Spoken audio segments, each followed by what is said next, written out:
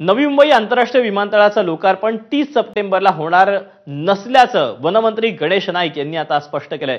या विमानतळाचं लोकार्पण पंतप्रधान नरेंद्र मोदी यांच्या हस्ते येत्या 30 सप्टेंबरला करण्यात येईल अशी घोषणा काही दिवसांपूर्वी करण्यात आली होती। पण वनमंत्री गणेश नाईक यांनी येत्या 30 सप्टेंबरला नवी मुंबई विमानतळाचं लोकार्पण होणार नसल्याचं स्पष्ट केलं। या विमानतळाच्या नामकरणाचा वादही अजून मिटलेला नाही, पण या विमानतळाला प्रकल्पग्रस्तांचे दिवंगत नेते दिबा पाटील यांचंच नाव देण्यात येईल असा विश्वासही वनमंत्री गणेश नाईक यांनी व्यक्त केला।